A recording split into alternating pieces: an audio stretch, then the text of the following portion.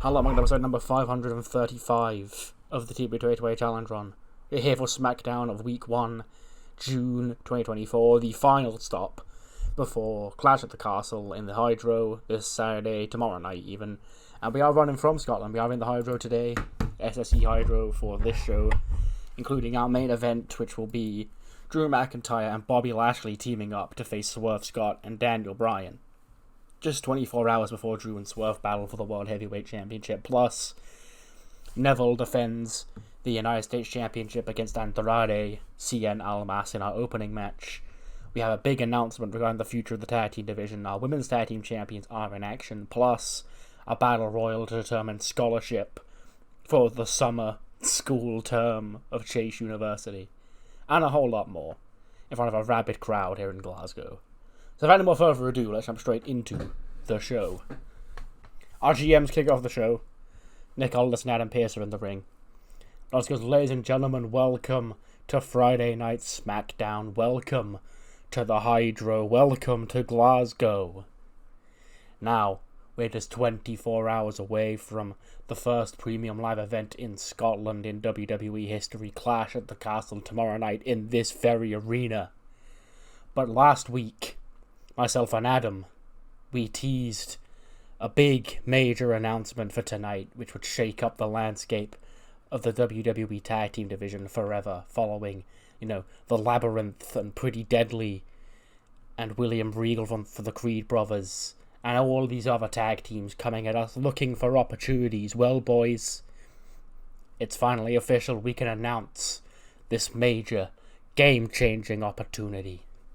Pierce goes, so Clash at the Castle, we're 24 hours away from Clash at the Castle, but also, we are 3 weeks out from Money in the Bank.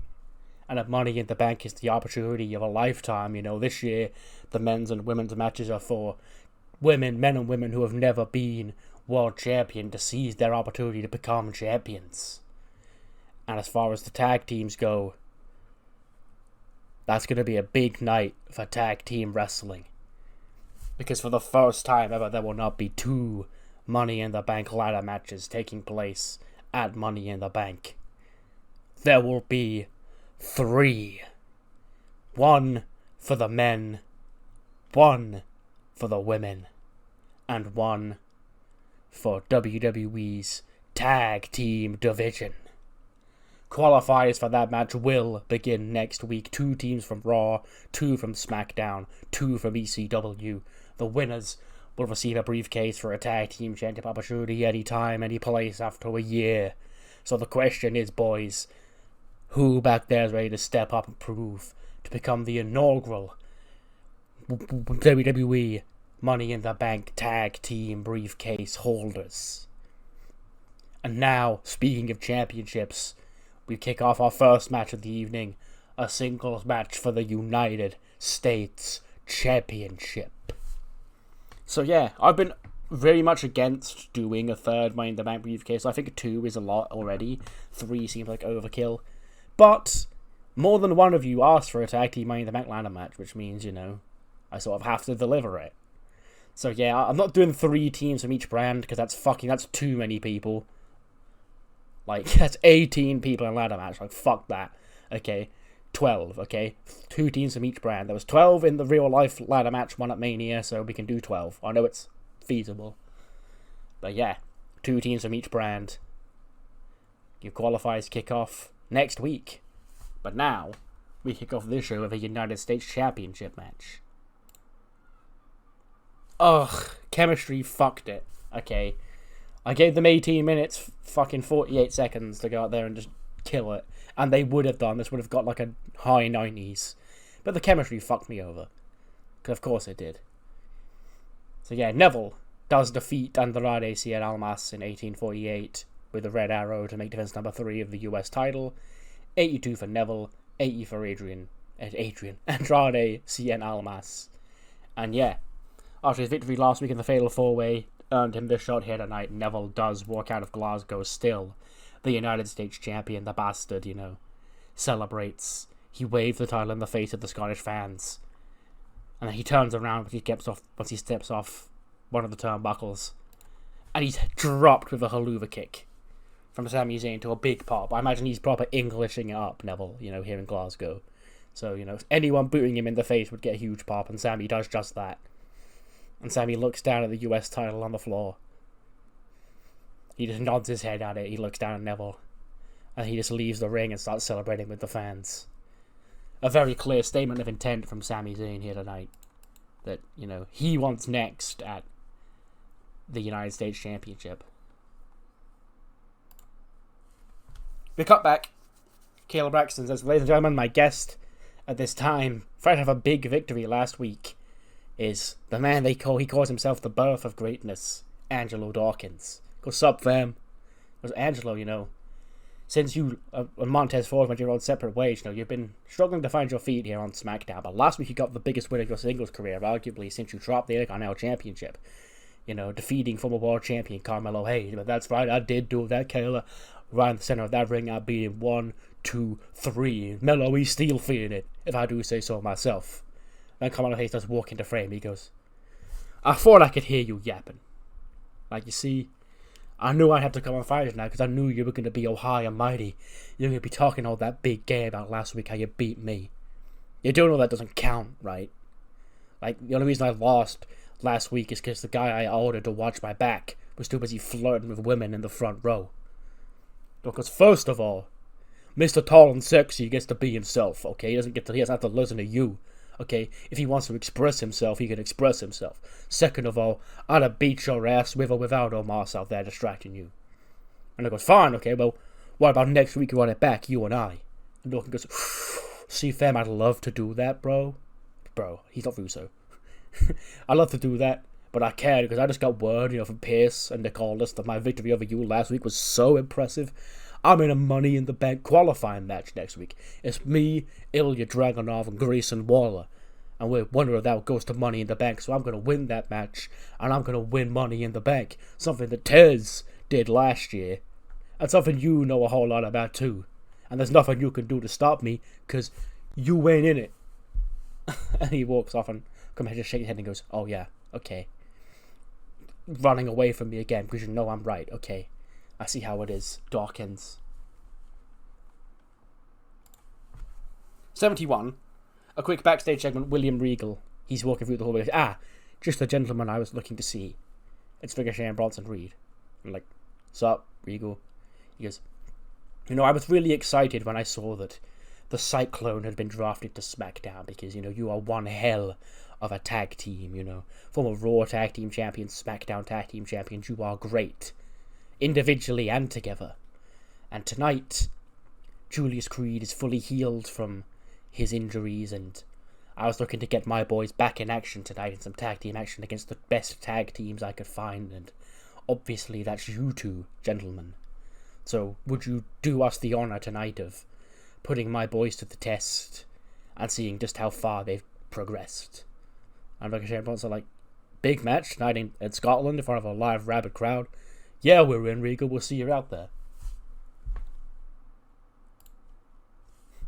73.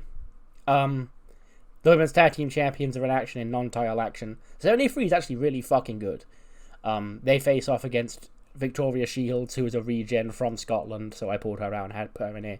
And then Demoff, because, while being Irish, she does wrestle in, ICW and shit a lot, so they'd know her.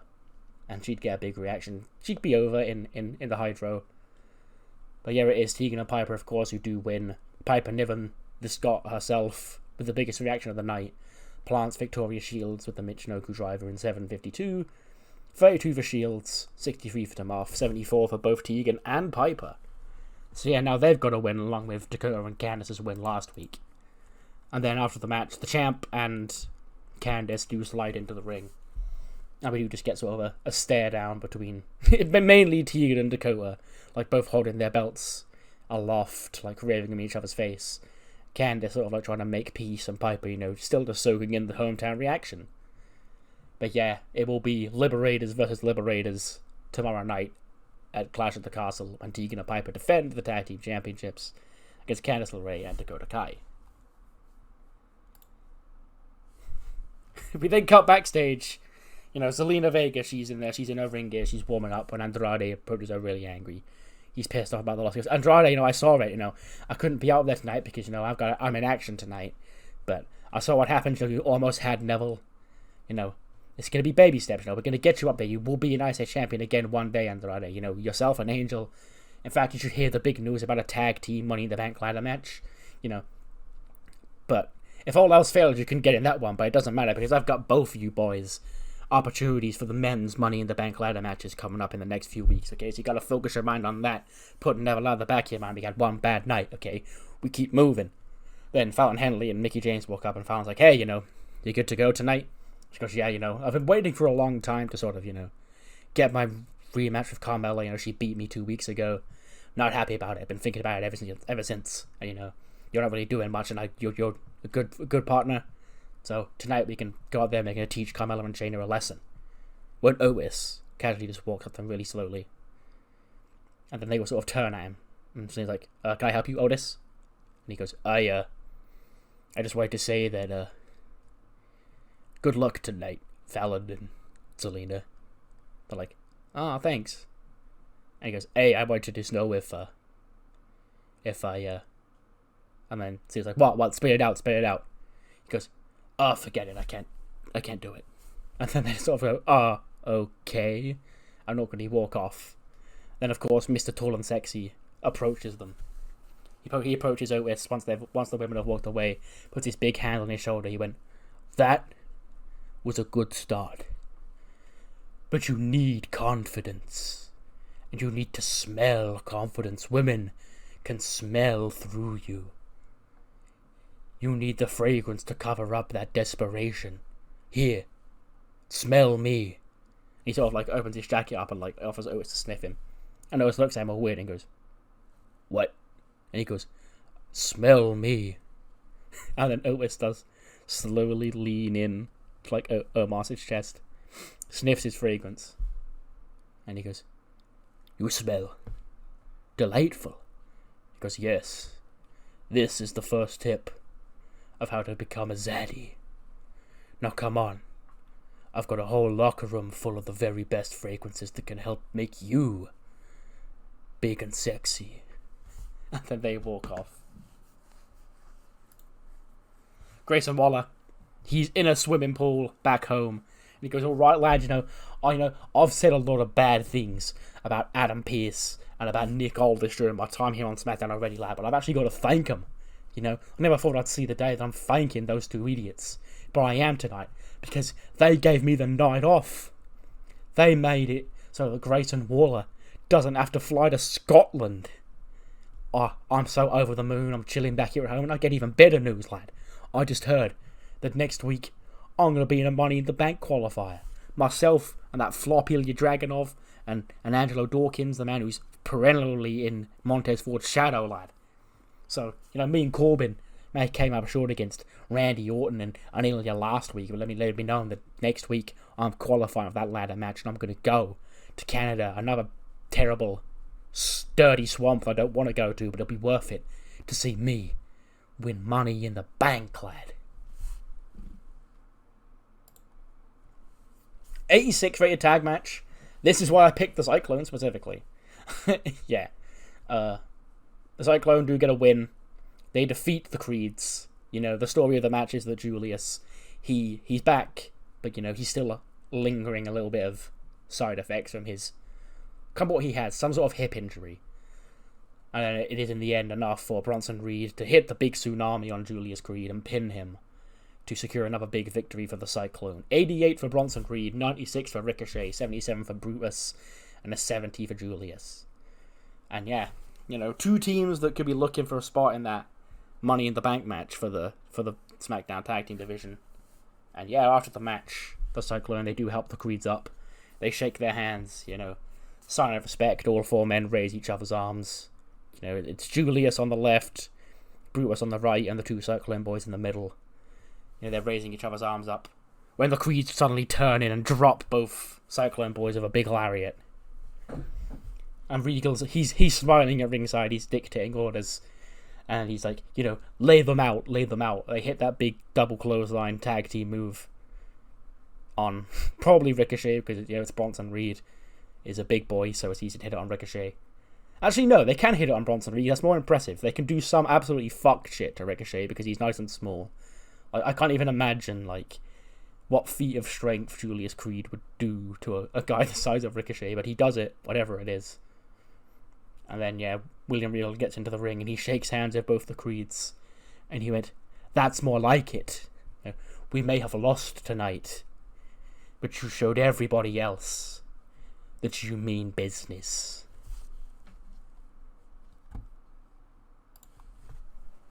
And then see the Hurt Business, in their backstage ring training. Goes, the almighty Bobby Lashley, last week you got that victory over Daniel Bryan, which means next week Lethal Weapon, Damon Kemp, and Primetime Ronnie Hughes are going to get a shot at those WWE Tag Team Championships because of you, Bobby. You got that for the Hurt Business. So business ain't just booming for you, it's booming for all of us.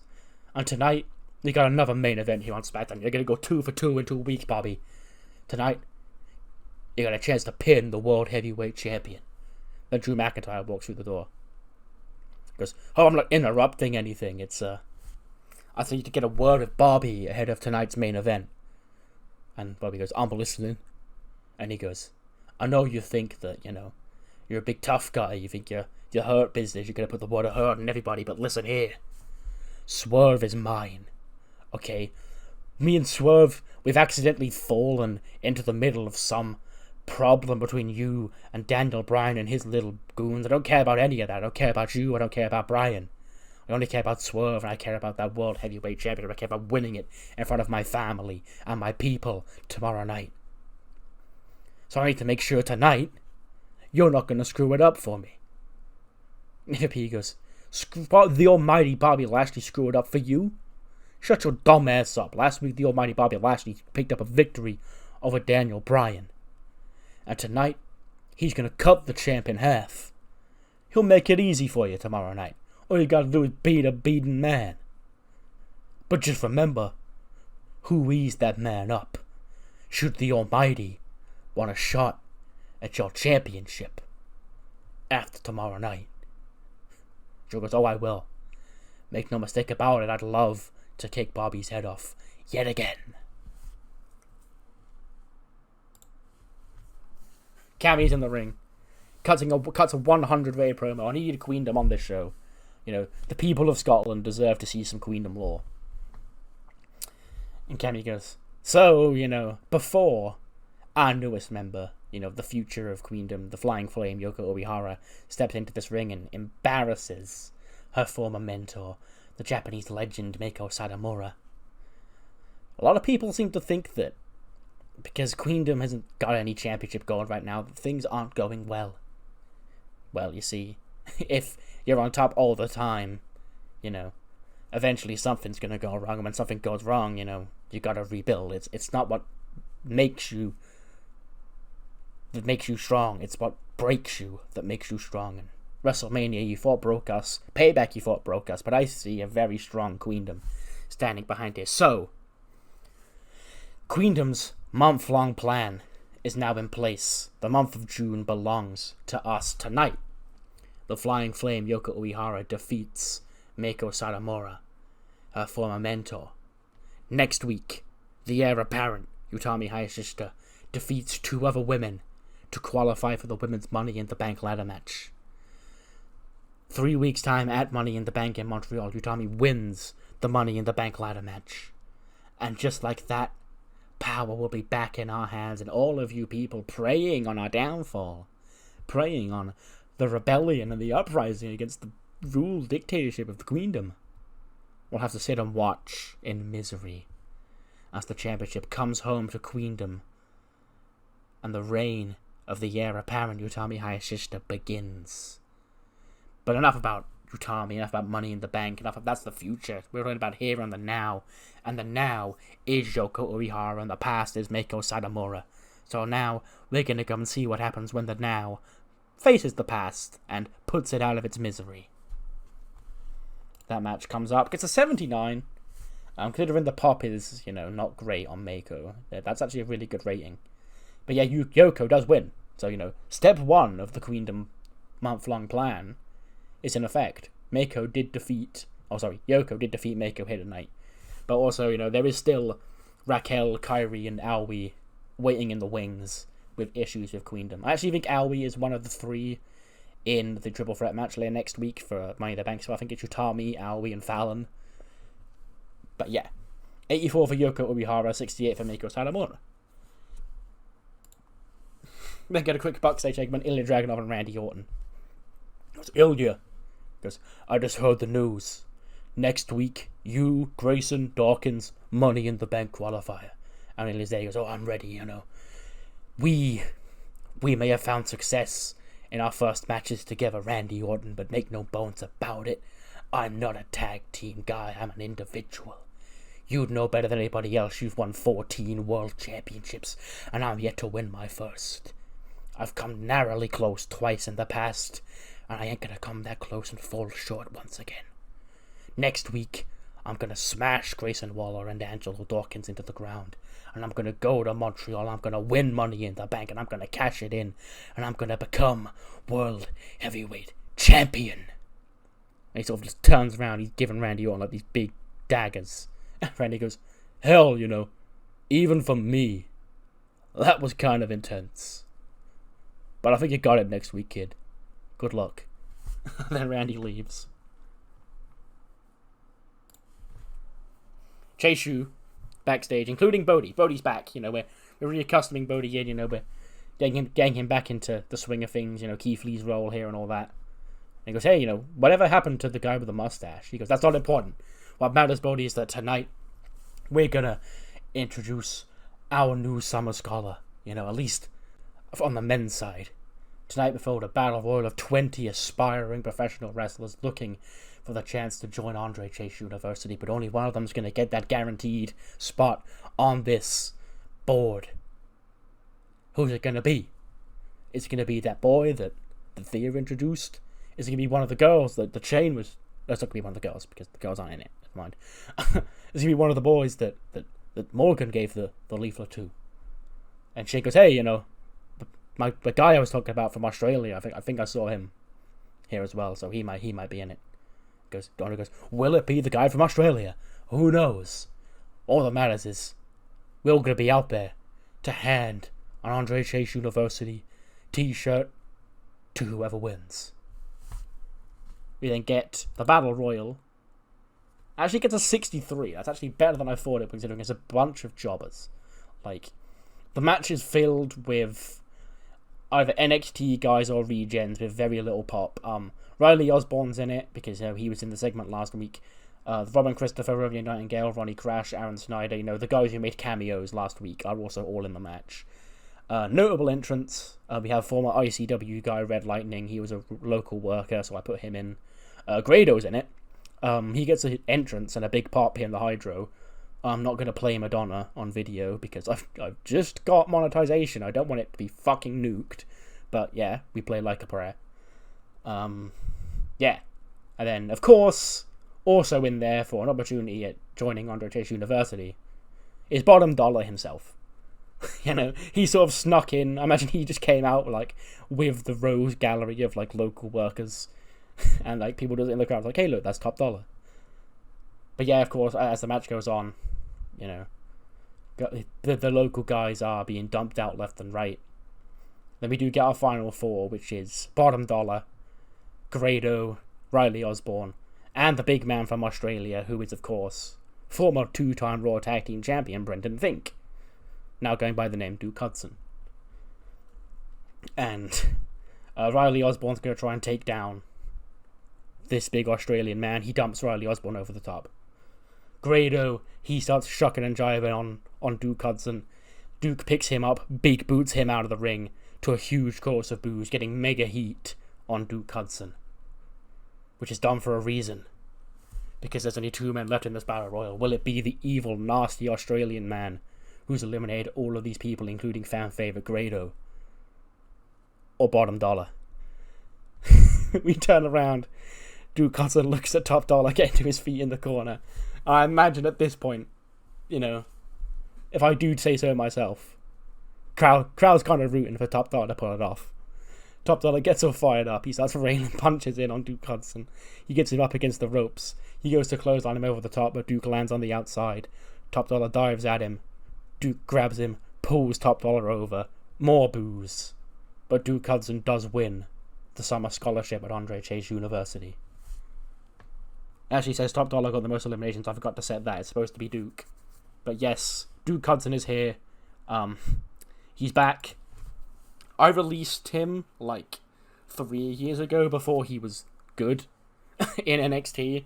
And I've been waiting for him to come back ever since. And he's finally here. He's coming off an AEW run. But like, he did less over there than Theory did.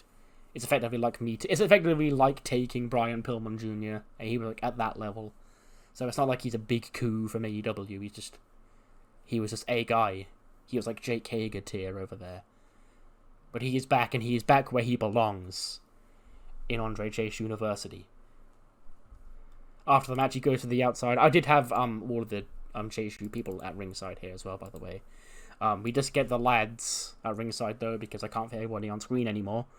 But Duke is gifted with his Andre Chase University shirt. He puts it on. He starts high-fiving everybody. There's a little hesitation from Bodie and Andre Chase, who don't really... And Keith. Shane Reynolds is, of course, just happy to see, a fellow guy like that. Yeah, fuck yeah.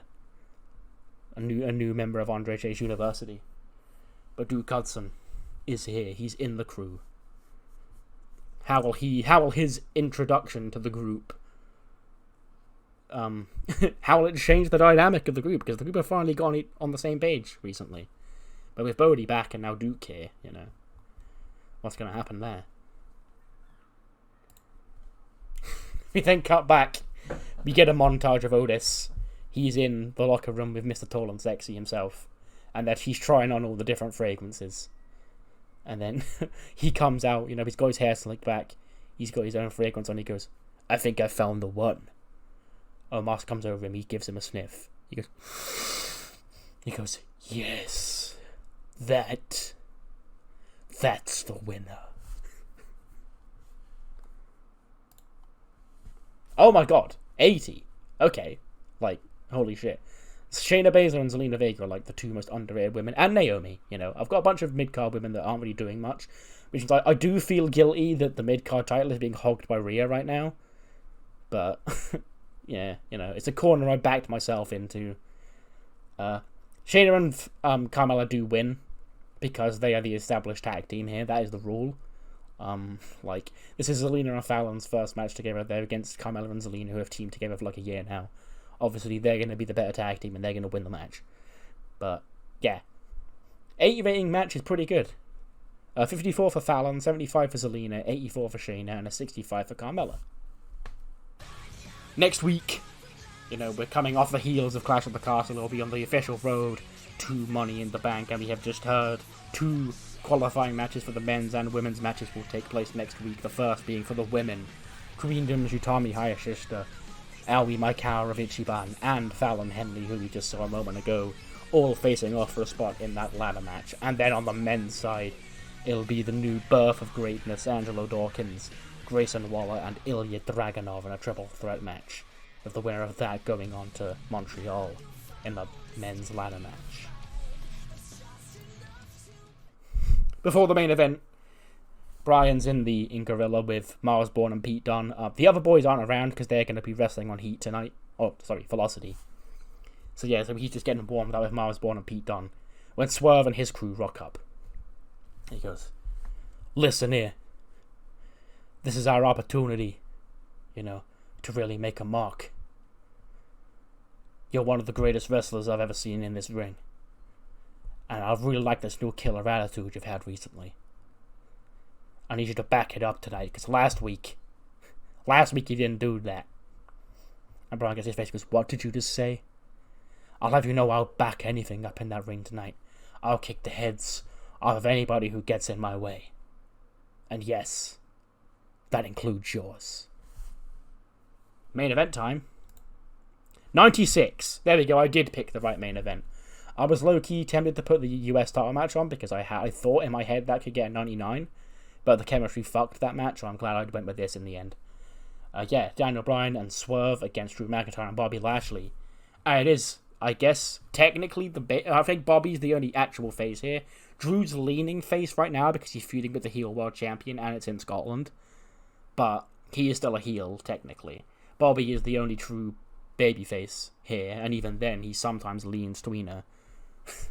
But we'll call them the babyface team.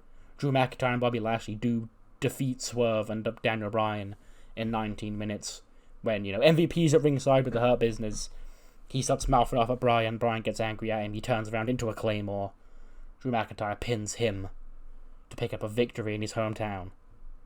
92 for Bryan, 96 for Swerve, 92 for Drew, and a 79 for Bobby, who was the weak link, apparently.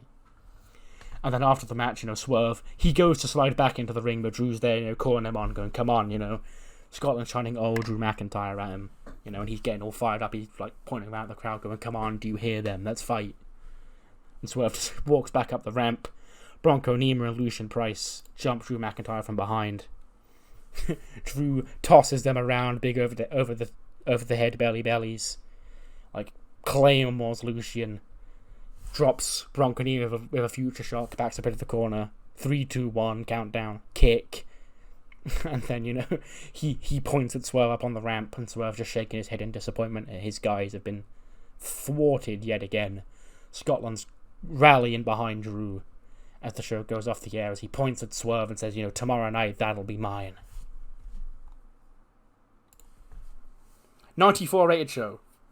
Yeah, very fun show. I really liked it. Yeah. What matters more, though, is what you thought of the show. Let me know what you thought in the comments below. And we'll jump over now for Velocity, where we'll see the next qualifier for the High Wires match, as well as our Trios champions in action. 76 rated Trios match to kick off Velocity. Our Trios champions are in action. Dante, Rios, Sullivan, Gresham, and Only Lorcan.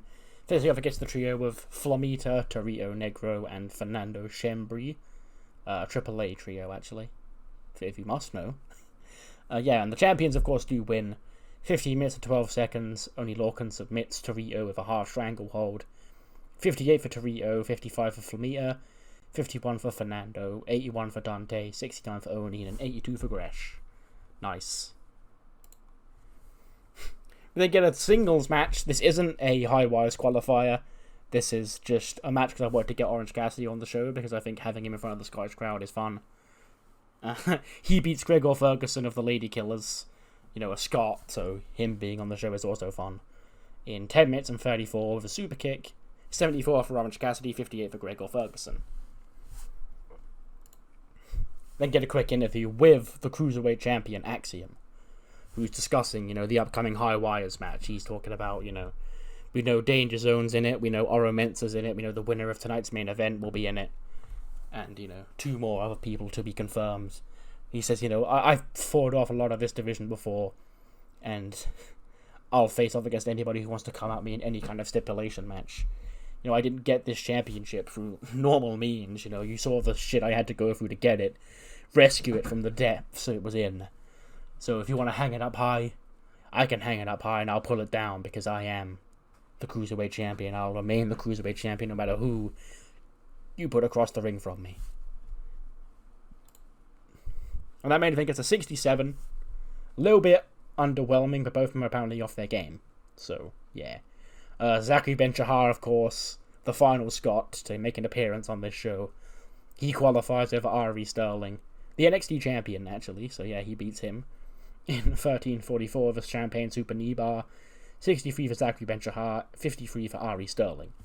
So, yeah, he joins ZBS, joins Axiom, Danger Zone, Charlie Ryland, and Oro Mensah in the match, with 2 more men to be confirmed at a later date. Probably next week, actually. Let me just go off the air with Zachary Ben-Shahar and the other Lady Killers cutting a promo in front of their hometown fans, They had to be in the match. Noam Dar had to qualify for the match because, no Scotland, no party, all that shit. Gets crowd chanting that stuff to end the show. 70 rated show. Sure, nice little Velocity. Getting some Scots on the show in the Hydro. But that does end the final stop on the road to Clash at the Castle. Our next episode, 536, will be that pay-per-view. The penultimate premium live event of TEW 2020. With 8 episodes to go left of this game's life cycle. See you then.